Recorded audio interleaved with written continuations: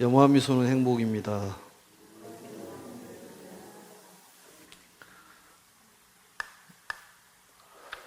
오늘은 저번 시간에 이어서 종지용출품 첫 번째 시간입니다. 전체적인 강의로는 74강이 되겠습니다. 저번에 안락행품의 내용, 그 내용과 그 다음에 곤지품, 견보타품, 이제 오늘부터 배울 종지용출품 내용이 허공에서 이루어진 내용이기 때문에 따로 떨어진 것이 아니라 전체적으로 이어져 있다고 생각하시면 될 것 같습니다. 이 종지용출품의 이제 전체적인 흐름을 우선 말씀을 드리면은, 이 견보타품에서 분신부처님을 따라서 오신 이제 타방에 계신 보살님들이 계시는데, 그 보살님들께서 이 사바세계에서 이 경전을 널리 좀 설하겠습니다, 이렇게 질문을 합니다.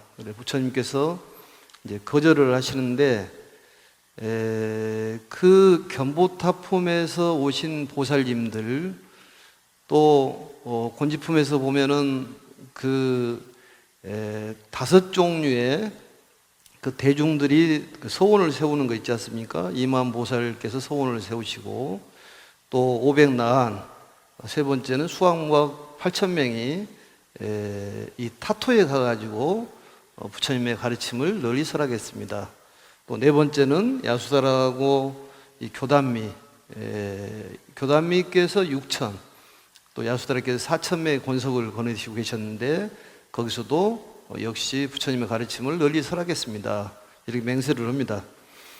그리고 이제 5번째, 이제 50만억 나유타 보살들이 타토에 가가지고 이 법화경을 널리 설하겠습니다, 이렇게 맹세를 하는 가운데에 부처님께서 이 법화경을 설하려면은 4가지를 잘 갖춰야 된다. 그게 이제 사안락품의 안락행에 대한 얘기입니다. 신안락행, 그다음 구안락행, 의안락행, 서운안락행. 이 몸가짐을 제대로 하고 마음을 편안하게 가져야지만이 법화경을 설할 수가 있다, 이런 말씀을 하시죠. 그래서 이 법을 설하려면은 이런 마음 자세로 해서 설해라, 이렇게 해가지고 이제 안락행품에서 그게 이제 마무리가 됐습니다. 그래서 그때 이제 대중 가운데 있던 여러 대중들이 많았는데, 조금 전에 얘기했던 이 타방에서 계신 보살들께서 이게 분신 보살님을 같이 온 시자 보살님께서 저희들이 그렇다면은 이 사바세계에서 법을 좀 설하겠습니다, 그런 말씀을 하시죠. 부처님께서 그만두어라, 너희들이 안 해도 이 법화경을 널리 설할 보살님들이 많다, 이렇게 얘기를 하죠. 이제 그런 와중에 그 말씀이 끝나자마자 땅에서 이제 그 지용보살이라고 그럽니다. 땅 속에서 어마어마한 그런 보살들이 솟아 나오죠. 그게 이제 그 2장에서부터 그런 내용인데, 땅이 진동을 하고 갈라지면서 1,000만억 보살 마살들이 이제 땅에서 솟아 나옵니다.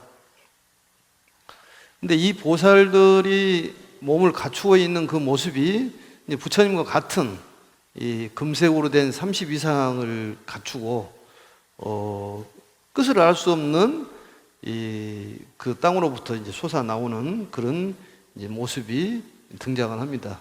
그래서 그 보살들이 땅으로 솟아 나와 가지고, 지금 보면은 다보 부처님께서 땅으로 솟아 나와 가지고 다보탑이 이제 공중에 떠 있는 상태인데, 석가모니 부처님께서 공중으로 허공으로 올라가셔 가지고 그 다보탑 안에 반분자 얘기가 나오지 않습니까? 그리고 이제 대중들이 전부 허공에 있는 그 허공설법입니다. 그래서 땅으로 솟아나온 그러한 보살 마하살들이 다보 부처님과 석가모니 부처님께 이제 인사를 하고 한쪽에 머물러 계시는 그런 내용들이 볼 수가 있습니다. 그 천만억 보살 마하살 가운데 이제 4명의 지도자가 있는데, 그 4명의 지도자가 바로 4대 보살이라고 그렇게 얘기를 합니다. 그래서 상행, 그 다음에 무변행, 정행, 알립행, 이 보살이 행을 실천하는 그런 보살인데, 우리가 지장보살, 또 관세음보살, 문수보살, 또 보현보살, 이 4보살도 있습니다만, 이 법화경에서 등장하는 그런 보살은 4대 보살이라고 이렇게 얘기를 합니다. 그래서 이 상행, 무변행, 정행, 알립행, 이 4보살이 우두머리가 돼서 땅속으로부터 솟아나오죠.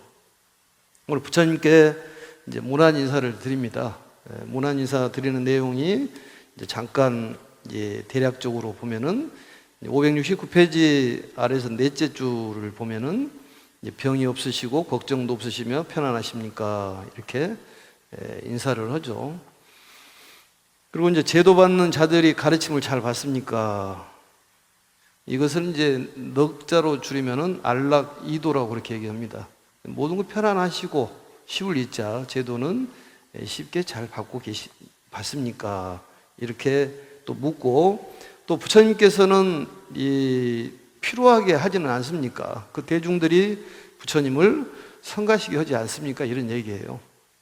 근데 부처님께서 이제 거기에 대한 답변이 있는데, 그 내용이 바로 이제 나는 편안하고 병도 없고 걱정도 없다.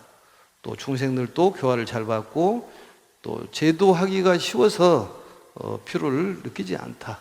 왜냐하면은 이 제자들은 여러 생에 걸쳐가지고 나의 제도를 받았노라, 이제 이런 얘기가 나오죠.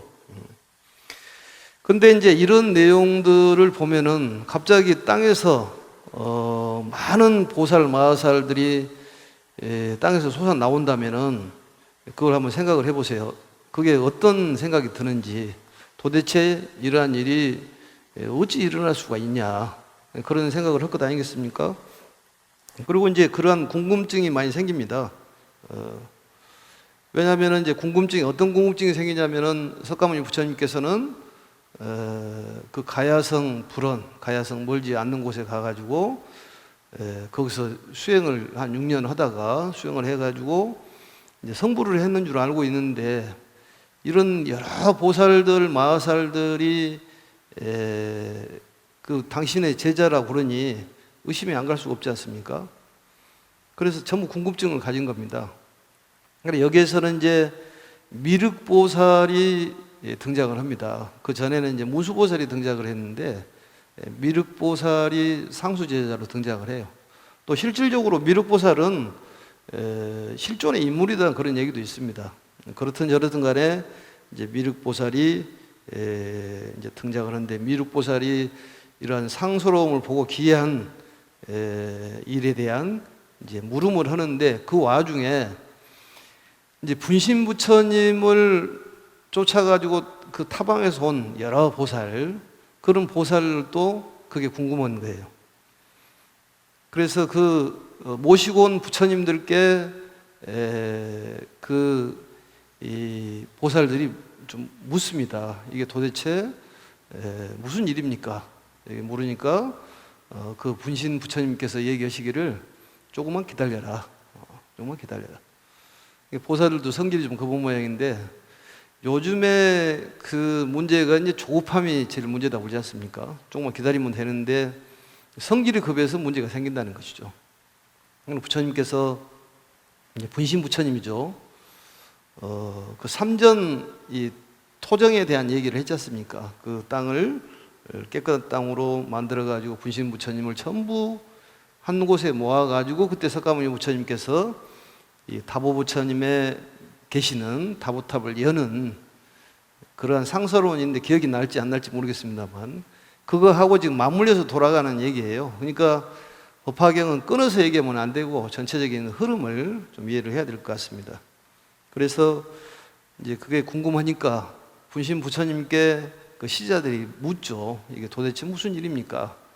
그러니까 너무 성질 급하니 쓰지 말고 좀 기다려라. 왜냐하면 미륵보살이 이미 석가모니 부처님께 물었으니 너희들은 조금만 기다리면은 그 내용을 알 수 있을 것이다. 그렇게 답변을 하죠. 부신 부처님께서.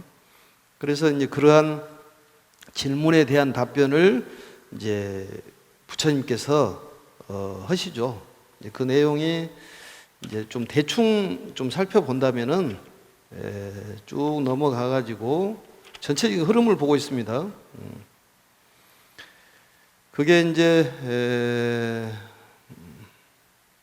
581페이지의 두째 줄부터 이제 내용이 나오는데, 이 581페이지부터는 우리가 뭐 정문, 본문 이렇게 나눴을 때 어떤 흔적의 부처님, 또 진리의 부처님, 뭐 근본의 부처님을 본불이라고 그렇게 얘기하는데, 어떤 근본적인 것이 있어야지만이 그림자가 나타나질 것 아니겠습니까?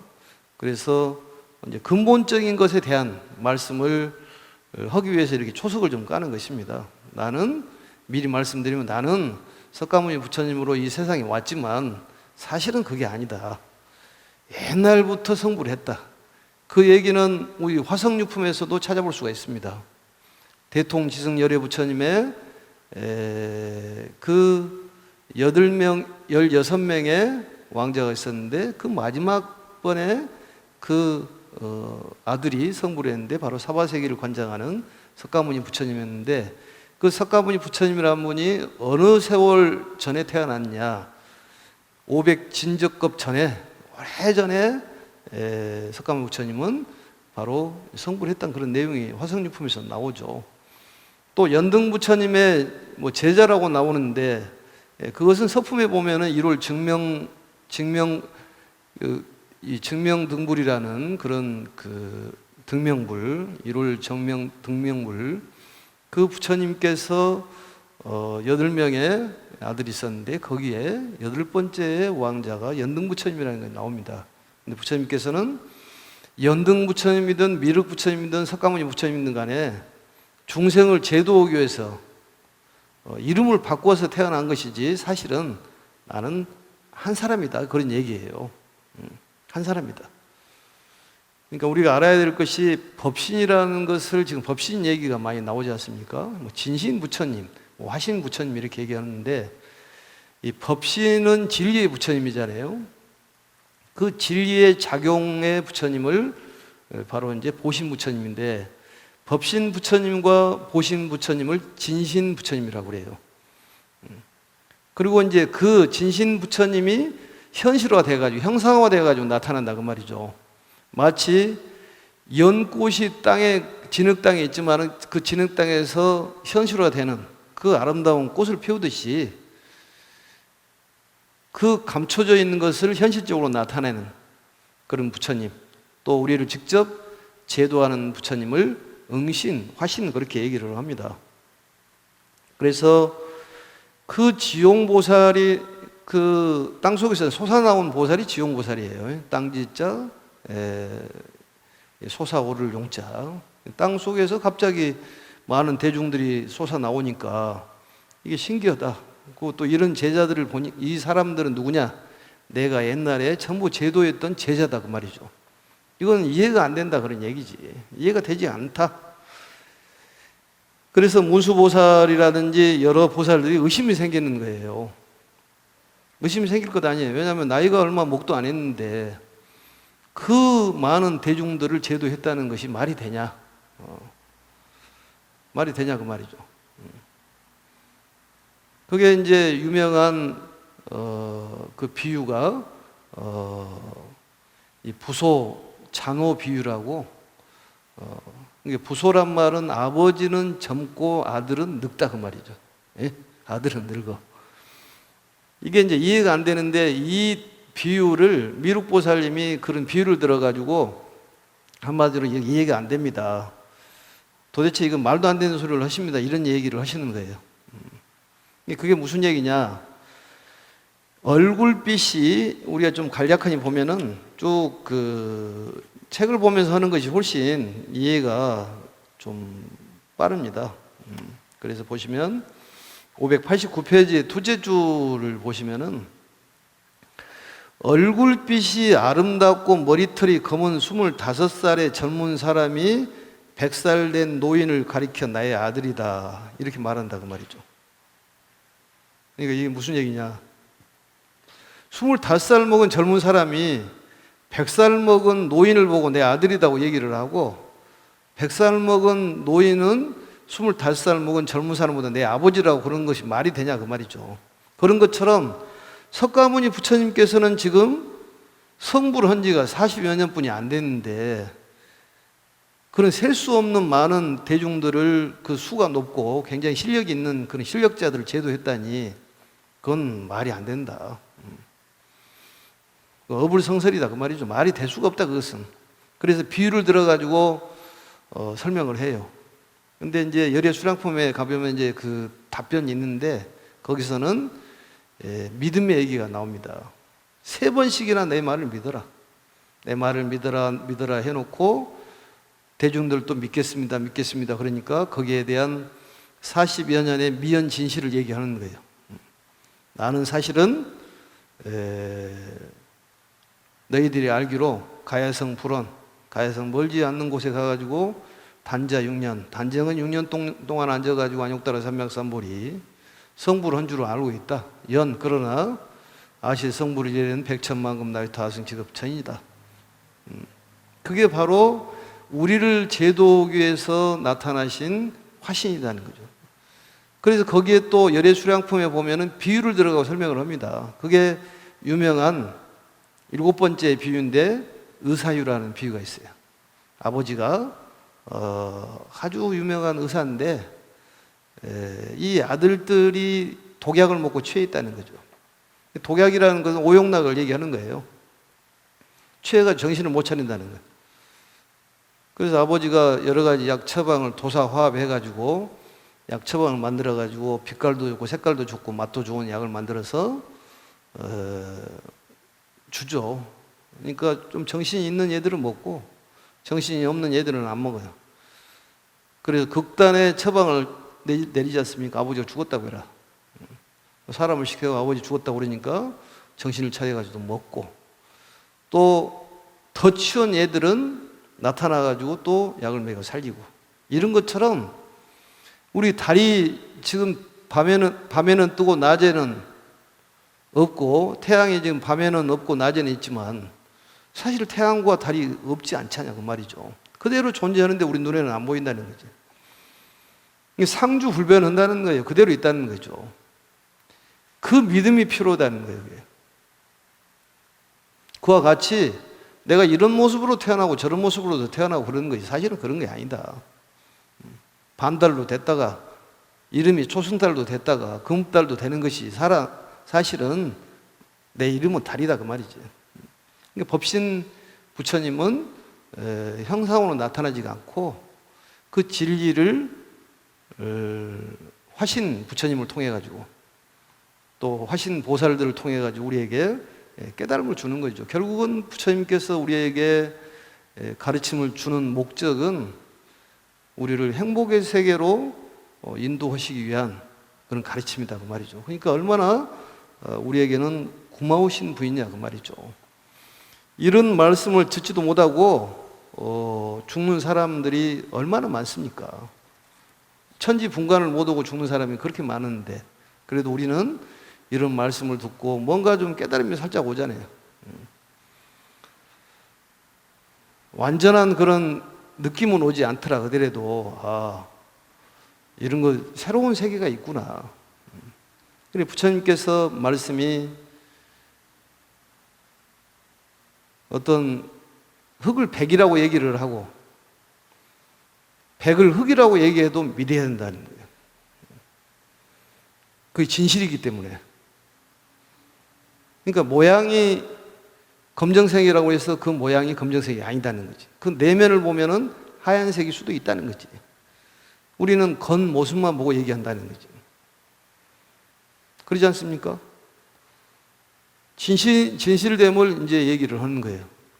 40여 년의 그 이제 진실을 지금 이제 선포를 하신다는 것이지. 그래서 이 종지 용출품부터 이제 천태 지자대사께서는 이제 그 본문이 시작된다. 그러니까 본문이 시작되는 열애수량품의 전초전이라고 보시면 돼요. 그래서 방편품하고 방편품의 10여시, 10여시가 34자로 되어 있지만은 약 법화경이라고 얘기하지 않습니까? 여시상, 여시성, 여시체, 여시력, 여시작, 여시인, 여시연, 여시화, 여시보, 여시본말 구경 등의 34자를 바로 방품품에서 얘기하시는데 그것을 약 법화경이다. 간략하게 그 법화경 전체를 얘기한 것이다.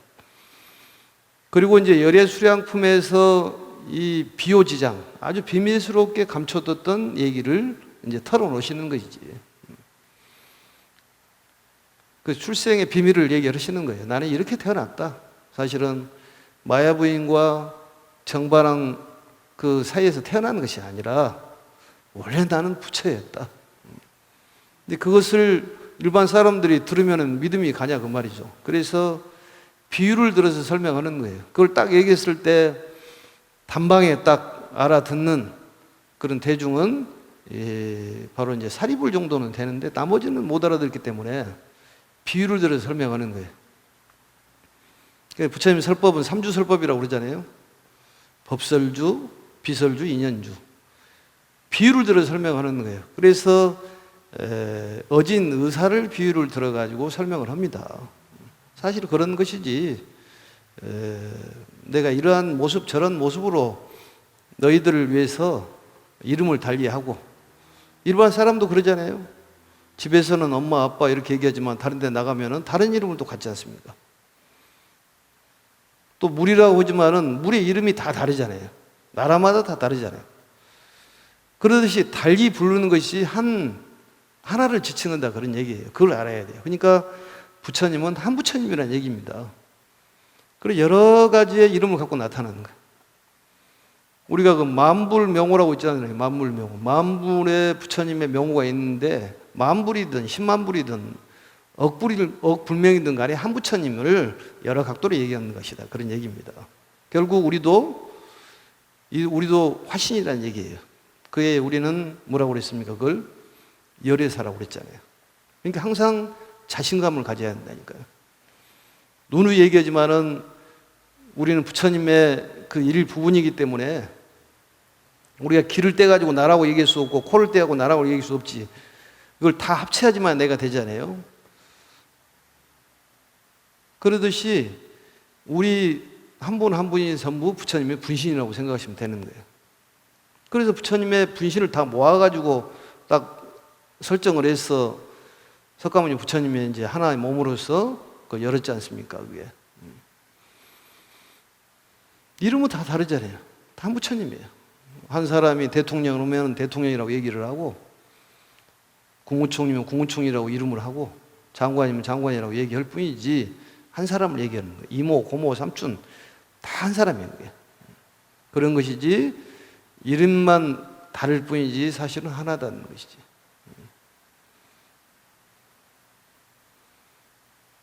그게 부처님의 비밀스러운 그런 말씀입니다. 그래서 이렇게 해서 개략적으로 이 종지 용출품에 대한 말씀을 드리고 이제 본문으로 들어가지고 구체적으로 좀 알아보면 좋을 것 같습니다. 그렇다면 565페이지를 보시면은 묘법연화경 제5권 제15장입니다. 종지 용출품이에요. 품이라는 것은 나누었다 그 말이죠. 나누어진 15품으로 해당하는데 종지용풀이다, 지용출품이다. 이건 이제 부터종자죠. 땅으로부터 솟아 나왔다 그런 얘기입니다. 뭐가 솟아 나왔냐? 그런 여러 보살 마하살들이 천만억 보살 마하살들이 솟아 나왔다 그 말이죠. 여기에 대한 얘기예요. 또 우리가 보면은 이 품을 보고 정말로 미혹함에서 이게 빠져나오는 이런 마음이 좀 필요하고, 또 우리가 보면은 애벌레가 그 틀 속을 벗어나서 거기를 깨고 나와가지고 나비처럼 날아가지 않습니까? 그런 것처럼 우리가 자유의 그런 마음을 얻도록 해라, 이런 가르침일 수도 있습니다. 그래서 부처님 말씀이 떨어지자마자 막 솟아 나왔지 않습니까? 그래서 이 내용을 조금 이제 자세히 좀 보도록 이렇게 하겠습니다. 그래서 이 종지용출품은 그 본문 중에서 가장 중요한 열애수랑품의 도입부에 해당한다, 이렇게 기억을 하시면 돼요. 그래서 이 땅이라는 것은 우리가 보면은 땅은 현재를 얘기하는 것이죠. 땅 속은 과거를 얘기하는 것이고 허공은 미래를 얘기하는 것인데, 현실 생활에서 좀 벗어나는 얘기일 수도 있습니다. 근데 우리는 너무 현실 생활에 얽매여 있기 때문에 거기에서 좀 벗어나는 그런 마음 자세가 필요하지 않을까, 이런 생각이 들어요. 그래서 미륵보살이, 미륵보살님의 이제 아호가 아일다라는 말을 쓰죠. 아일다. 그래, 다정다감하니 아일다여, 이렇게 얘기를 하죠, 부처님께서. 미륵부처님이 이제 상수제자로 나옵니다. 사실은 이제 문수보살은 등장을 하지 않고 묘음보살 품에 가면은 문수보살이 한 번 정도 등장을 합니다. 그 전에는 이제 문수보살이 등장을 했는데 앞으로는 이제 미륵보살이 등장을 하는 거예요. 보겠습니다. 그래서 미륵보살과 이제 8만 보살들이 이제 질문하는 내용도 보겠습니다. 그때 다른 세계에서 온 보살 마하살들이 여덟항아사 수가 넘었는데 대중 가운데서 일어나 합장 예배하고 부처님께 살해했다.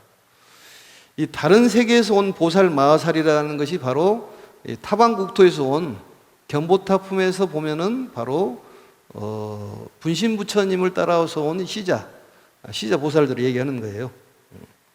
이 보살 마하살이 몇 명이나 됐느냐? 여덟항아사. 이 항아사란 말은 겐지스강을 얘기하지 않습니까? 겐지스강도 숫자를 얘기하는데 왜 이렇게 많은 숫자를 얘기할까? 사실은 이 경전에 보면은 무한이라는 설명을 해야 되는데, 무한이라는 설명을 하면 너무 광범위하기 때문에 사람들이 인지가 안 되는 거예요. 인지가 안 돼. 무한을 설명을 하기 위해서 한정적인 숫자를 얘기를 합니다. 그래서 그런 어마어마한 숫자를 얘기하는 거예요. 사실은 무한을 얘기하는 것인데 우리가 그게 인식이 안 돼 버리는 거예요. 너무 숫자가 많다 보니까 감이 안 온다는 거지. 그래서 숫자를 들먹거리는데, 여덟항아사란 말은 항아사가 8개가 있는 그 수를 얘기하는 거예요. 겐지스강의 모래가 얼마나 많습니까? 그게 보면은 그 폭이 6km잖아요. 그게 6km. 8개가 있는 항아사의 수만큼 많은 보살 대중들이 일어나가지고 합장 예배하고 부처님께 살해했다. 세존이시여, 세상에서 가장 존귀한 분이시여, 저희들이 부처님께서 열반하신 뒤에, 여기 육체적인 열반이에요. 이 사바세계에서, 우리가 살고 있는 세계가 사바세계죠. 사바세계에서 부지런히 정진하여, 이 정진이라는 건 되게 중요하다고 그랬지 않습니까? ES 법칙이라고 합니다. 슬로우 스테이지. 천천히 하더라도 꾸준하게 하는 게 중요해요. 그래, 부지런히 정진하여 이 경전을 지키며 간직하고 읽고 외우고 베껴 쓰고 공양하도록 허락하신다면 마땅히 이 국토에 널리 살아겠나이다. 이제 오종 수행을 통해 가지고 이 사바세계에서 널리 살아겠습니다, 이렇게 얘기를 하는 거예요. 근데 왜 이렇게 경전을 많이 설하겠다고 얘기를 하냐? 이 경전을 설하는 공덕이 크기 때문에 그렇다는 거지. 이 보살님들은 이미 아는 거예요. 그 공덕이 크다는 거예요. 그러니까 인경 불사를 하는 것도 나만 하는 거야. 다른 사람도 해봐라. 좋은 일을 해봐라. 기도를 해봐라. 이렇게 얘기해 주는 것이 공덕이 크다는 거지. 법화경을 자꾸 읽어보고 매일매일 조금씩이라도 한 주씩이라도 읽어봐라. 그리고 법화경은 실천을 얘기하는 경전이기 때문에 머리를 먼저 깨우치는 것이 아니라 몸을 먼저 깨치면은 지혜가 열리게 돼 있다. 이렇게 자꾸 가르침을 준다면은 그 공덕이 크다는 거예요. 그걸 이 보살들이 알기 때문에 이 사바세계라는 것은 힘든 세상이잖아요. 더러운 세상에서 사람을 구제하는 것이 큰 공덕이 더 크다는 거지. 인경불사도 마찬가지예요. 인경불사도 왜 스님이 자꾸 얘기하냐면 그게 공덕이 되기 때문에 그러는 거예요. 공덕이 되기 때문에. 부처님의 공덕은 돈으로 따지는 것이 아닙니다. 그냥 그 마음이 중요한 거예요. 그래서 자꾸 그 부처님의 복장에다가 이 법화경을 모시는 것은 바로 부처님을 모시는 것이 그게. 옛날에 큰 스님들이 그런 말씀 하셨다니까요. 법화경이 들어가지 않는 복장은 힘이 없다, 부처님이. 그리고 부처님이라는 이 형상도 중요하다고 그랬잖아요. 왜냐? 진리 자체가 형상화되는 것은 그림자라도 중요한 거예요. 몇 번 얘기를 했잖아요. 어떤 불상이라고 해서 불상을 이렇게 뭐 존중의 대상이 무슨 소용이 있냐 이렇게 얘기하는데 그렇지가 않습니다. 그렇다면은 그렇게 얘기하신 분도 불상을 모시고 있어요. 그렇게 얘기하는 거 아닙니다. 왜냐? 진리 자체와 진리 상징이 있다고 그랬잖아요. 상징적인 것도 대단히 중요한 거예요. 우리나라의 태극기가 중요하지 않습니까? 어마어마하게 중요한 거예요. 국기가. 그러듯이 부처님의 상호가 전부 다르더라도 마음속에 자기가 그리는 부처님이 계시는 거예요. 정확하게 본인이 마음속에 설정하기는 어려워. 그렇지만 맹목적인 부처님을 생각한다면 뭐 생각이 떠오르지가 않아요. 이미지가 떠오르지가 않아. 그러니까 우리가 부처님의 상호를 생각을 하면서 기도도 하지 않습니까? 관세음보살님의 기도하는 방법도 관상기도라는 거 있어요. 칭명예물도 있지만은 그 상호를 우리가 잘 몰라요, 그게. 그렇지만은 그림화 시켜가지고 그걸 생각을 하잖아요. 마음에 안정이 오지 않습니까? 그게 방편이라는 것이지. 그러니까 부처님의 상호의 불상을 모시는 것도 대단히 중요한 일이에요. 그에 필요 없는 것을 갖다 모시고 있다. 이렇게 생각해서는 안 됩니다. 이 세상에 있는 모든 건 다 소중한 거예요. 우주의 대생명의 그런 이론이기 때문에 다 소중하다는 거지. 이 전체적인 스님 몸이 소중하겠지만은 뭐 귀가 필요 없으면 귀를 떼버리고 코를 떼버리고 눈을 떼버리면 뭐가 남을 거 있어요. 그게. 다 소중해야지. 한 사람 한 사람 다 소중한 거예요. 돌멩이 하나도 소중한 거예요. 그런 마음이 진정한 공양이다 그 말이죠. 불상이 아니라 뭔 상이라도 소중하게 생각하면은 소중한 나만의 그 가치성을 갖고 있는 부처님이 계시다니까요. 상징적인 부처님이 필요해요. 아니, 법신 부처님을 우리가 어떻게 알아요? 어떻게 생긴지도 모르잖아요.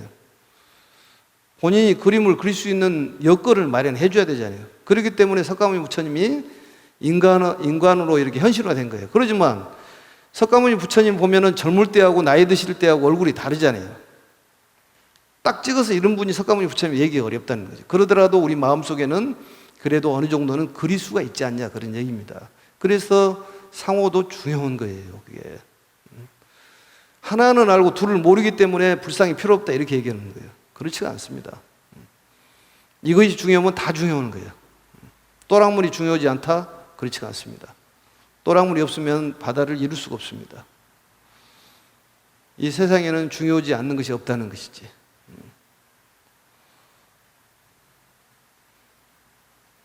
두두물물 화화 초초가 다 중요하다는 거지. 보겠습니다. 그때 부처님께서는 여러 보살 마하사들에게 말씀하셨다. 그만두어라, 지하라. 예? 왼쪽에 보면 그만두어라 보다도 지하라. 멋있네요 보니까. 예? 지하라. 우리는 하지 말아라 그 말. 찌찌 이렇게 얘기하잖아요. 찌찌. 지하라. 선남자여, 그만두어라. 굳이 너희들이 이 경전을 지키며 간직하지 않아도 되느니라. 왜냐하면 내가 있는 이 사바세계에는 6만 항아사의 수의 보살 마하살이 있고 6만 항아사란 말은 항아사가 6만 개가 된다 그 말이죠. 보살 마하살이 있고 그 하나하나의 보살마다 각각 6만 항아사의 수의 권속들이 있어서 그들은 모두 내가 열반한 뒤에 능히 이 경전을 지키고 간직하여 잊고 애워 널리 설할 것이기 때문이다.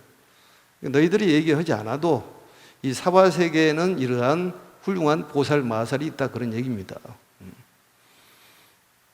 그래서 땅으로부터 솟아 나오는데 이 우리가 살고 있는 사바세계 밑에 허공이라는 것이 있다는 거예요. 허공이라는. 거기에 땅 속에 있으면서 이제 나중에 거기서 솟아 나오잖아요. 우리가 땅 속은 과거를 얘기하잖아요. 너무 과거에 사로잡혀서 살지 말라는 거죠. 과거에서 좀 탈을 벗어라, 그런 얘기예요. 오직 했으면 과거를 묻지 마세요. 노래가 나왔을까요? 그게? 하도 과거를 따지니까. 요즘 시절에도 과거를 어마어마하게 따지잖아요. 과거는 써버린 수표라니까요, 그게. 미래는 부도가 날지 안 날지 모르는 수표예요. 지금 현재가 중요한 것 아니겠습니까? 그러니까 이 순간에 우리가 집중을 하고 부처님을 생각을 하고 기도를 하면은 그게 그만인 거예요, 그게. 내일 해야 되겠다. 옛날에는 참 잘했는데요. 왕년 얘기할 것 없어요. 왕년은 잘했는데요. 지금이 중요하지 왕년 얘기합니까, 그게. 지나가는 것을. 그래서 이제 이 그만둬라. 많은 보살들이 있을 것이다. 곤속이란 말은 내 뜻에 따르는 대중들을 곤속이라고 그렇게 얘기를 합니다. 곤속. 근데 여기서 보면은 왜 제지를 했을까? 이 세 가지의 뜻을 두고 천태지자대사는 얘기를 합니다. 제지 이유에 대해서. 첫 번째는 뭐냐? 타방의 보살들이 이 사바세계에서 경전을 펴면은 자기 국토에서 임무를 소홀히 할 수가 있다고 말이죠. 예? 그런 사람도 있잖아요. 밖에서는 잘하는데 안에서는 못하는 사람 있잖아요. 그런 거랑 똑같아. 내외가 원만하지 않고 바깥에서는 너무 사람 좋은 사람이야. 근데 집에 들어오면 아수라를 변해버리는. 응? 절에 오면은 참 잘하는데 집에 가면 또 못해. 그러지 말라는 거지. 그러니까 한쪽에다가 너무 집중하면 한쪽으로 소홀히 할 수 있기 때문에 이런 이유가 있어서 부처님께서 깊은 지혜로 보니까 너희들은 그냥 너희들이 있는 데 가서 해라, 그 말이죠. 우리는 우리끼리 하려니까. 타방에 가서 해라, 그 말. 타방에서 오신 보살들이기 때문에. 분신 부처님을 같이 따라온 보살들이니까. 두 번째는 뭐라고 얘기하냐? 사바세계 중생과 인연이 깊지가 않다는 것이. 그러니까 제도하기 어렵다는 거예요. 그건 무슨 의미가 있을까? 어떤 제도를 하려면 인연이 있는 사람을 제도를 해야 돼요. 아무것도 모르는 사람을 갖다가 제도를 하면 어렵습니다. 포교라는 것은 모르는 사람을 할 수가 없어. 가장 친한 사람부터 포교를 해야 되는 거예요. 그게 맞을 거 아니겠어요? 세 번째는 뭐냐?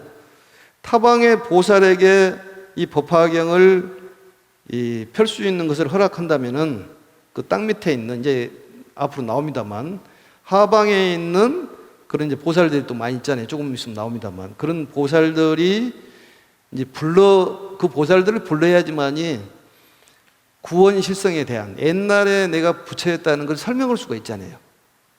설명할 수가 있잖아요. 옛날에 그 본래의 그 보살을 보나보살이라고 그러는데,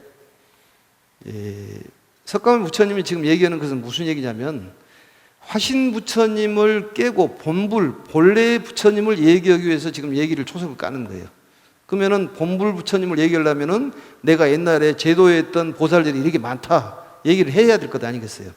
그럼 그 보살을 부르지를 못한다면은 내가 본불이라는 걸 증명할 수가 없기 때문에 제지를 한다는 거지. 그래서 이 말이 떨어지기가 무섭게 삼천대천 세계가 넘어갑니다. 삼천대천 세계라는 것은 여러 번 나왔죠. 그러니까 태양계가 한 10억 개 되면은 소천이라고 그래요. 태양계도 어마어마하잖아요. 10억 개. 소천이요. 소천이 1000개가 되면 중천, 중천이 1000개 되면 대천인데 삼천대천 세계라고 그러는데 이 어마어마한 크기입니다. 우주라는 것이 무한하다는 것이지. 그래서 삼천대천 세계의 국토에서 땅이 모두 진동하며 갈라지더니 그 가운데에 한량없는 천만억 보살 마하살이 동시에 솟아올랐다. 동시에 한꺼번에 솟아올랐다 그 말이죠. 그래서 내가 영축산에서 부처님께서 법화경을 설하셨는데 그런 많은 대중들이 땅에서 솟아올 만한 그런 땅이 될까? 가봤더니 영취산이라고 그러잖아요. 영취산. 독수리 모양으로 돼 있다 해서 영취산인데 바위도 이제 독수리 모양으로 돼 있고 여러 가지가 독수리 모양으로 돼 있더라고 보니까. 그 위에가 이제 단이 마련이 돼 있는데 거기에서 우리가 사진도 찍고 그랬었는데 그래서 영산제라고 그래가지고 법화경을 설하는 모습을 이제 재현하는 것이 영산제인데 제 중에서는 제일 큰 제가 영산제지 않습니까? 유네스코에도 등록이 돼 있고. 근데 거기에 그 땅이 갈라지면서 진동을 하고 이제 보살 마살들이 동시에 솟아 나왔는데 그 보살들을 보니까 보통 사람들이 아니다는 것이지. 보통 사람들이 아니다. 그래 그 보살들을 보니까 이제 그 상호가 보통이 아니더라. 이렇게 해서 다음 시간에 그 연결해가지고 보살들의 그 모습을 한번 보도록 이렇게 하겠습니다. 그래서 오늘은 이제 종지용출품의 첫 번째 시간이었습니다. 그래서 이렇게 해서 마치고 다음 시간에 567페이지 셋째 줄부터 하도록 이렇게 하겠습니다. 오늘 마치겠습니다. 건강하시고 다음에 뵙겠습니다. 영화미소는 행복입니다.